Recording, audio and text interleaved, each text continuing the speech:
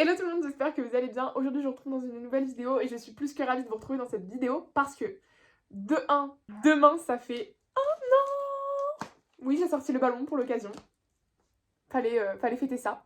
Demain ça fait un an que j'ai posté ma première vidéo sur cette chaîne et je suis trop contente parce que depuis on a réussi à créer une petite communauté vraiment hyper bienveillante et je suis trop contente pour ça. J'ai vraiment réussi, je l'espère en tout cas, à me perfectionner dans ce que je veux voir, enfin dans ce que je veux vous proposer et dans ce que je produis, etc. Et franchement, je suis trop contente. Alors oui, il y a eu une énorme pause entre juin et septembre, enfin entre mai et septembre, parce que voilà, on a tous des moments un petit peu plus down dans la vie. Et en l'occurrence, je m'en remets tout doucement, donc voilà. Mais je suis officiellement de retour. D'ailleurs, je suis déjà en retard, c'est une catastrophe. Bref, pour fêter ces un an de chaîne, ou pas du tout en fait, juste aussi parce que mon retard m'a donné une idée incroyable. Je sais pas si c'est une idée incroyable, mais faites semblant. J'ai peu de temps pour lire en ce moment et surtout j'en fais moins une priorité entre guillemets parce que entre les cours, les réseaux et aussi toutes les films que j'ai à voir, etc. pour les cours et aussi pour des festivals, etc. Malheureusement, eh bien je ne peux plus prioriser la lecture et ça m'embête de plus vous faire de contenu autour de la lecture, mais surtout je sais très bien que je ne lis pas suffisamment de livres par mois pour vous faire des vidéos update lecture du mois, etc. Donc, j'ai décidé de vous faire une espèce de série de vidéos un peu je vide ma pile à lire, voilà. Et l'idée c'est de vous filmer une vidéo pour chaque livre de ma pile à lire. Qui part tout simplement. Dites-moi en commentaire si l'idée est cool, mais en fait je trouvais ça intéressant et plutôt sympa que vous ayez mon avis un petit peu sur le vif à chaque fin de lecture avec vraiment une vidéo dédiée au livre et non pas simplement un update lecture du mois où il y a tellement de livres que je suis obligée de passer très vite, où je peux même pas prendre le temps de vous faire un résumé ou que sais-je parce que en fait j'ai beaucoup de livres et que je peux pas tout faire. Même si là il y en aurait eu beaucoup moins, mais en fait je me vois pas faire un update lecture du mois avec genre 3 livres ou même un livre, je trouve ça un peu ridicule, donc autant que j'en fasse une petite vidéo un peu vlog où je l'emmène avec moi dans cette lecture. Bref, comme je vous ai dit, cette vidéo doit sortir demain à 10h, ce qui me laisse très peu de temps pour finir 2 livres. Le deuxième livre de cette vidéo, c'est L'As de pique de Morgane Moncomble. Et là, pour le coup, je suis une piètre booktubeuse parce que ce livre, je l'ai quasiment terminé. Il me reste quelque chose comme 60 pages à peu près à tout casser. Je le terminerai donc dans la demi-heure, quoi. Mais encore une fois, Morgane Moncomble nous a sorti un chef-d'œuvre. Pour avoir lu L'As de cœur, qui est sur Liv et Rose, il me semble, qui tourne. C'est une histoire autour du poker, etc., etc., en Russie, si je ne dis pas de bêtises. Pour le coup, je l'ai lu avant d'aller à Londres, ou à Londres. Oui, je l'ai lu à Londres, au mois de février. Et je suis trop contente d'avoir sauté le pas pour lire L'As de pique parce que L'As de cœur, c'était vraiment pas trop passé. J'avais pas compris toute cette hype parce que je suis pas du tout adepte du poker. Qu'en plus de ça, je cherche vraiment des romances très douces, très protectrices. Je sais pas, c'est vraiment quelque chose que j'adore dans les romances. Et dans ce tome-ci, même si c'est un livre qui peut totalement se lire indépendamment du tome 1, même si forcément les personnages du tome 1 sont présents dans ce tome 2. Bon, nous avons été coupés, mais je vais vous parler de L'As de cœur, non, L'As de pique, pardon, de Morgane Moncomble. Alors, dans ce tome-ci, même si j'ai pas vraiment envie de dire un tome parce qu'à aucun moment il est dit c'est le tome 2 de L'As de cœur, bref, peu importe. Toi, on suit Daisy, qui est une chanteuse, mais qui est une enfant star. J'ai un peu envie de dire, euh, elle a grandi dans un groupe depuis toute petite.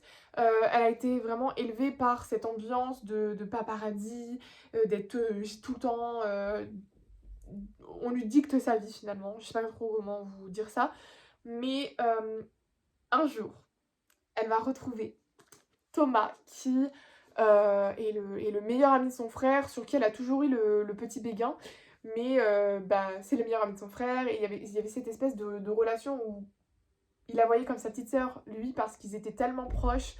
Et elle a toujours un peu détesté ça, le fait qu'il la considère toujours comme une petite fille, etc. Alors quand elle était petite, elle adorait, mais aujourd'hui, elle aimerait vraiment que les gens la voient comme une femme, Elle n'est plus cette petite enfant de son petit groupe de chant de l'époque quand elle avait 12-13 ans. Et elle veut vraiment que les gens voient autre chose d'elle. Et Thomas va se retrouver engagé. Je sais pas trop comment je peux dire ça. Mais son frère, à Daisy, va le contacter et va dire « Ok, ma sœur a besoin d'un garde du corps parce que là, ça devient vraiment, vraiment chaud. Elle en a déjà un. Mais ça commence à devenir un peu bizarre. Elle est dans des situations qui sont vraiment creepy, voilà. Et il faut vraiment quelqu'un pour la protéger encore plus. » Donc Thomas au début est totalement contre cette idée parce que c'est pas possible, il peut pas, il prendrait ça beaucoup trop à cœur et en même temps c'est Daisy, c'est la petite sœur de son meilleur ami et en la voyant grande etc. en fait il se rend compte que oui c'est une femme, que donc maintenant elle a des envies de femme, que maintenant leur écart d'âge même s'il n'est pas énorme, et bah il est moins grave on va dire, il est moins dérangeant. Que peut-être en fait elle est attirante, que ben, il peut ressentir des sentiments pour elle, quelque chose qu'il ne ressentait pas, et que finalement peut-être que c'est pas juste une petite sœur pour lui, voilà. Et donc c'est un petit peu compliqué. Au début il dit mais non je peux pas, et en fait il refuse catégoriquement que quelque chose arrive à Daisy, et que il a un peu ce truc de je veux pas avoir de remords, de me dire je veux pas avoir le regret de me dire j'étais pas là parce que j'ai refusé. Il lui est arrivé quelque chose parce que j'ai refusé de la protéger. Et donc il préfère vivre avec le fait qu'il doit rester loin d'elle et qu'il doit contenir ces espèces d'envies primitives. Voilà, et donc c'est franchement fantastique pour le moment. Enfin, pour le moment, il me reste 60 pages. J'ai rarement lu une romance où je me sens bien. Je sais pas comment vous expliquer. Il arrive des choses à Daisy parce que c'est une star. Et donc les paparazzis et les fans un petit peu trop obsessionnels, c'est surprésent en fait. C'est hyper dangereux et il y en a tout le temps. Et il y a vraiment des moments où on se sent mal à l'aise, il y a vraiment des moments où on a peur avec elle, avec eux. Et en même temps, c'est vraiment le slow burn par excellence. Je sais pas comment vous expliquer. Déjà, j'ai vraiment apprécié qu'il y ait très peu de scènes explicites dans cette romance parce que pour moi, c'est pas du tout sur ça que ça se concentre. Ce livre n'est pas. Je sais pas. Prenez Beautiful Bastard à côté où là, c'est juste ça, du smut, du smut, du smut. Là, pas du tout. On a vraiment cette relation qui se crée petit à petit avec ses failles et ses défauts et en même temps ses qualités incroyables. Il y a vraiment eu des moments où je me suis retrouvée à la place de Daisy en fait et j'étais en mode est-ce que ce gars est bien pour elle, est-ce qu'elle est bien pour lui, est-ce qu'il ne l'aime pas trop, est-ce qu'elle ne l'aime pas trop, est-ce que peut-être elle n'a pas juste idéalisé cette personne en grandissant, et etc etc. Vous voyez, et beaucoup de questions en fait où je me suis dit ok c'est bien fait, c'est bien fait, et je trouve qu'on parle pas suffisamment de l'as de pique, même si l'as de cœur était sympa, mais pour le coup moi l'as de pique c'est un coup de cœur intersidéral. Je sais pas comment vous expliquer, mais je suis sur les fesses en fait, j'ai envie d'y retourner tout le temps, et je suis deg en fait que je ne puisse pas prendre le temps de le faire. Voilà. Bref, cette intro était extrêmement longue, mais je voulais vraiment vous introduire ce vlog comme il se doit, en vous donnant aussi envie de lire ces livres, et aussi parce que à la fin, en fait, je vais sûrement finir ces livres dans la nuit, et donc je veux pas réveiller tout le monde en vous donnant mon avis à ce moment-là, donc c'est pour ça que je vous le donne un peu maintenant. Bref, je vais lire mon livre, et je vous retrouve dès que je peux, parce que là, en plus, ce soir, on a l'anniversaire de ma demi-sœur, donc ça va être un vlog mouvementé, mais it's gonna be okay. Voilà. Je vous demande pardon. Mais je savais, depuis le début, je le savais. Mais vraiment, genre, j'avais ce... Ah, le plot twist. Mais je le savais. Mais le plot twist. Oh non mais attendez. Les gars, il reste 40 pages. C'est quoi le but, en fait? M'achever. Et il y en a, ils sont barjots. Ça y est, tu leur tiens une porte, ils sont fous. Non mais... Ça me dégoûte. Mais c'est dégueulasse. C'est dégueulasse. Mais par contre, mais faut être con pour tout dire comme ça alors qu'on t'a rien demandé. Enfin, je sais pas. Non mais attendez, parce que là, le plot twist, mais quand je vous disais que ce livre était doudou, réconfortant, machin, mais après quand je vous ai dit qu'il il y avait des trucs, on avait peur avec eux, mais c'est pas une punaise de blague, je suis terrorisée. Oui, c'est un livre qui se finit dans 30 pages, et ça me fait peur. J'adore les gens qui sont hyper positifs et toujours optimistes. Genre, même si t'arrive un truc horrible dans ta vie, ils sont en mode t'inquiète, au moins ça va te servir pour ci, ça va te servir pour ça. Mais il y a des gens vraiment, ils sont bienveillants comme. Mais c'est les montagnes russes. Je vais chialer, les gars. Épilogue, les gars. Je suis choquée. Je veux pas que ça s'arrête. La petite ref à Tim Burton, là, on me parle, on me parle. Ils ont mis Tim Burton et Taylor Swift dans la même phrase. Ça me fume. J'ai fini.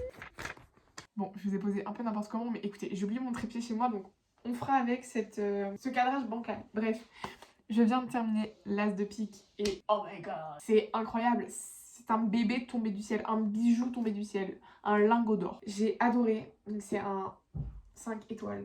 Tout le monde doit lire, c'est masterclass. J'ai vraiment du mal en ce moment et ces derniers temps, et j'ai vraiment l'impression que plus je grandis, plus c'est quelque chose qui m'intéresse plus, ou en tout cas je ressens plus les mêmes choses que quand j'étais un petit peu plus jeune, même si j'ai pas 40 piges. Ce que je veux dire, c'est que aujourd'hui, une romance avec que du smut, etc., à part me mettre extrêmement mal à l'aise et juste, enfin bref, j'aime beaucoup moins. J'aime vraiment, encore une fois, quand c'est respectueux, ou alors quand il y a de la romance, mais qu'il n'y a pas du smut à tous les chapitres, qu'il n'y a pas du smut pour avoir du smut, que l'histoire a un vrai fond, etc. Et là, pour le coup, il y avait tout ce qu'il fallait. J'ai adoré. Franchement, presque 500 pages de pur plaisir, lu quasiment en 3 jours. Franchement, soyons honnêtes, je suis trop contente. Franchement, j'ai pas grand chose de plus à vous dire parce que je pense que vous l'avez vu dans l'intro, vous l'avez vu pendant ma lecture. C'est fantastique. Que ça plaise ou pas, ça dépend. C'est une trope qui ne plaît pas forcément, cette espèce de trope un peu bodyguard, star, etc. Je comprends totalement que ça ne plaise pas, mais celui-ci est vraiment bon. Et il y a en plus de ça des plot twists. Il y a pas que cette romance, il y a aussi cette quête de qui est ce fan obsessionnel, qui est dangereux, qui a vraiment un mauvais fond et qui est terrifiant en fait. Donc ça m'a un peu fait penser à Un automne pour te pardonner, qui est aussi sous fond d'enquête. Même si là c'est une enquête un peu différente, parce que le but c'est pas de trouver qui a tué qui, mais plutôt de trouver ce fan obsessionnel, et j'ai trouvé ça vraiment trop bien. En plus de ça, j'ai fait un film interactif l'année dernière qui est sorti en juin avec le lycée, et c'était sur cet amour obsessionnel et à quel point on pouvait aller loin en fait par amour, et par amour non réciproque qui plus est, enfin bref. Du coup j'ai adoré le lire forcément puisque c'est un sujet qui m'intéresse forcément, mais voilà, trop contente. Franchement je vous le recommande très mille, je vais le ranger dans ma petite bibliothèque et ça fait un livre de moins à ma pile à lire, c'est fantastique. Bon, devinez qui n'a pas conclu sa vidéo pour la 75e fois. Si elle vous a plu, n'hésitez pas à liker, partager, commenter, mettez un petit commentaire pour me dire si vous avez aimé le concept et si vous voulez que je vous fasse de nouveaux épisodes. Moi sur ce, je vous fais de gros bisous et je vous dis à très vite dans une prochaine vidéo. Ciao!